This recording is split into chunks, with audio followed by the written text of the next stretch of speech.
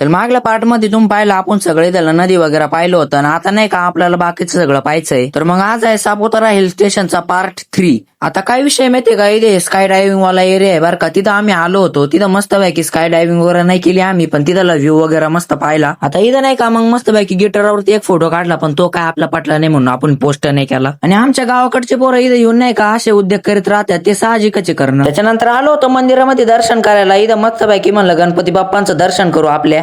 यायला इथं मला वाटतंय माझी चप्पल ढापली कोणतरी सापडानाच मला. बरं आहे मागल्या पार्ट मध्ये माझ्याकडून मिस झालं होतं, तुम्हाला दाखवायचं. पाण्यावर चालणारी सायकल तुम्हाला दाखवायचीच राहिली होती, ती पाहून घ्या तुम्ही.